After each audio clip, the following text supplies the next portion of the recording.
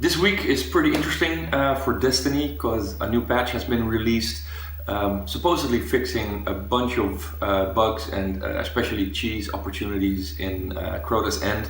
But as usual, we'll start with this week's Nightfall, which is the Devil's Lair, a strike people have done a gazillion times.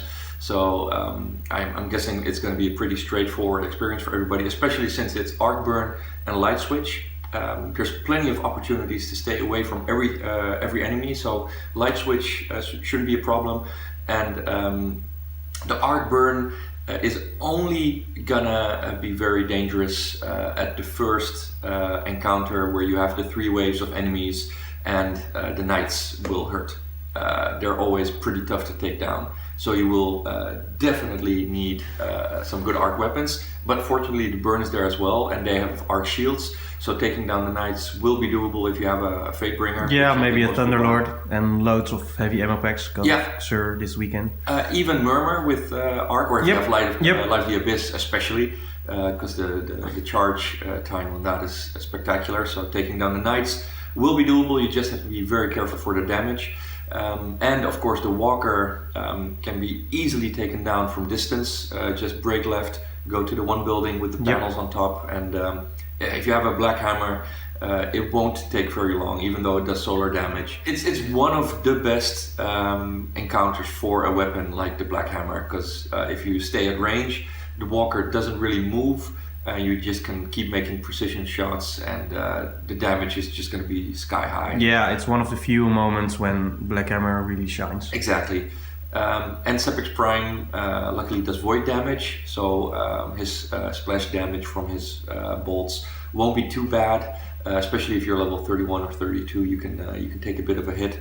And taking him out is pretty straightforward as well. I always go to the left, inside that room on the left side, which is fine. You just have to be a bit careful around the window, because like I said, the splash damage is there, but luckily it's arc burn, so should be quite manageable. Yeah, should be easy for the Nightfall. Yep. So what do you hope to get from the Nightfall? It's really just RNG, but we can hope. I would really like Praxic Fire, because I've basically come to realize I stopped hoping for Xur to bring the few items I still want.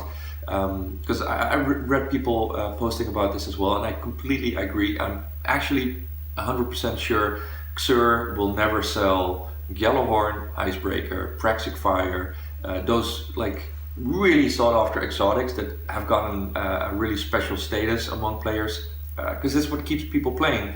Apart from the balancing issues, if everybody has a Yellowhorn, which will drastically change every PvE encounter, it's also something that it's become this mythical item and people want it. So I'm actually pretty sure it's not part of Xur's. Yeah, I agree.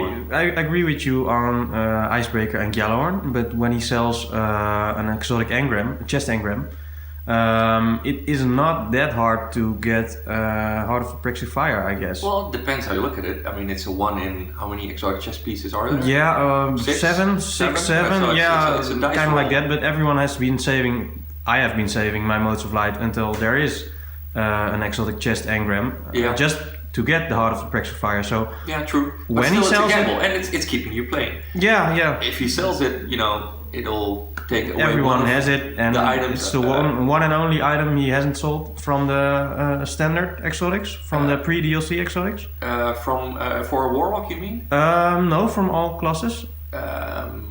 I'm actually not sure. Well, he sold Insurmountable Skullfort last weekend, which was the first time. Obsidian Mind hasn't been sold, but it's off. Yeah, I said pre-DLC, so it's the only item what has been never been sold. The Skull of Dire Ahamkara. I don't think he has. No. Regardless, but, it's rare, pretty rare. I don't think he'll ever sell it because people want it and it keeps people playing. I know I'm still playing because it's I still need a few items. But the question is, did they expect it from Bungie when they started? No. At start, everything was part of Xur's loot table, I'm sure. But by now, those few items have been removed. He won't sell them again. I'm quite sure. But anyway, that's not the only interesting thing happening this week. Iron Banner is starting. I'm not super excited. One thing I do like is that one of the weapons you can buy, probably at rank 3 or 4, is a nice hand cannon. So you can. Teamer Slash? Yeah, probably. Yeah. Yeah. I just saw he was going to sell a hand cannon and a rocket launcher. Of course, you can get an assault rifle or a sniper rifle just by participating and as a random drop. Yeah. But you can actually guaranteed buy a hand cannon and a rocket launcher at level 32, so 331 damage. And you can also reroll them if you want. Yeah. Exactly. And armor pieces, he has the chest and the gloves. The chest is going to have light 33, so that's not completely, it's not interesting for me at least. And the gloves, they do go to light 36, so if it's the last piece you're missing, you can opt to do the Iron Banner, although with the drop chances now in Crota's End, it's pretty easy to get all the new armor pieces there. I'm not really sure I'm gonna bother. Are you? Yeah, I am, but mainly for the bounties. Because you can do double bounties, a normal Crucible and Iron Banner. Yeah. So I'll be leveling my exotics that haven't been leveled, like Hard Light and what other Truth. But yeah, I don't really bother to get to rank 5. No. Do you? No, probably not gonna go there. Maybe just for a bit of fun, but no, I'm definitely not gonna. No, mainly for the fun and the bounties. Exactly. They also showed, or it got leaked or whatever, a nice screenshot showing all the new items of House of Wolves.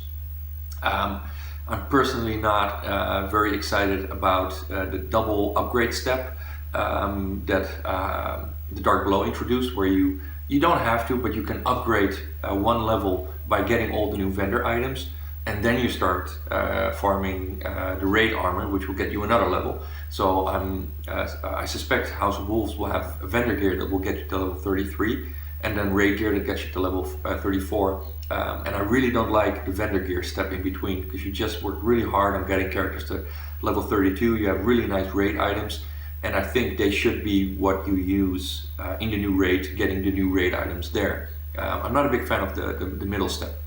No, but why do you think they did that? Is it to artificial increase the gameplay? Both, and it's a way for people to catch up. But you could just have it, stop at level 32 as well, so people can catch up with the vendor gear to be at the same level as you are with your current raid gear, but not surpass it. And I mean, obviously you could start Crota's End at level 30 and then just get the raid gear and move up from there. But it was a pretty big advantage to be level 31. So, I got all my characters to level 31 with vendor items, which was, a lot of work as well, or a lot of work. It just felt like, so many extra steps that I hope they don't do with House of Wolves. But looking at the new items, I'm guessing they are going to go that way again. Yeah, and what do you think about the looks? Because I also checked it, and I was really disappointed by one piece in particular, the Warlock gear, the ram. Yeah. I don't know if it's a white obsidian mine, basically. Yeah. Again, because it was an old pre-DLC exactly. Crucible helmet. Yeah. They recycled it in obsidian mine, and now they are recycling it. Yeah. So I don't know why they are doing that. Maybe it is not the design that showed in the exotic, but we can assume came out this way. So but I am not really happy about it, because I like cool new exotics and not recycled ones. But we'll see. All right. Maybe they'll check the forums and check what people have to say about it and learn from it. Another last subject for this week's update, very important one. Obviously, this patch was all about fixing the cheese opportunities. The lamps will no longer propel you in the air, so you cannot have yourself blasted to the other platform. The bridge has been changed, so you actually need to cross it in order to clear the event. The first chest that everybody was farming has only materials are in it now. The actual loot has been moved to Iriut, which I think is a good choice, because that event was kind of useless. And of course, Crota will no longer stay kneeled if you disconnect, or the fire team leader disconnects when he is on one knee. But obviously, as soon as this was implemented, people started experimenting, and some really inventive new cheese methods have been found already do these parts solo again. So it brings forth an interesting discussion if Bungie just, I mean the Crota one where he stayed kneeled down had to be fixed obviously, but all the others where people are using just creative ways, or they're being creative in how they solve an encounter, I think, it's part of the mechanics. They use it in a way Bungie did not intend. It is cheesing, but it's not glitch exploiting like the Crota thing was. I mean, I'm fine with them fixing it if there wasn't so much other stuff that needs attention as well. Especially since for every solution they introduce, new ways to cheese are discovered straight away. So it's such a waste of resources that they could put into fixing bugs that are annoying. The heavy ammo bug, for instance. If you have the boots that increase your heavy ammo, you die, you lose ammo. That's fix that and work on new bounties and do other new more stuff. vault space, things like that. They're not really hard to do. Because they're not really solving anything with patching the cheeses. Already people cheesed it thousands of times and already got all the gear. So I don't really. Well, interesting thing.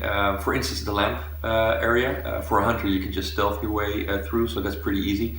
Especially if you have patience and time, don't touch me, and you go a Blade Dancer, you're set. The other classes, of course, went to the stone at the second lamp and had themselves blasted to the platform. But now, as it turns out, there was really a lot of extra work where you could also just go to the exact same stone, put everything in agility, and just double jump to the ledge. That works.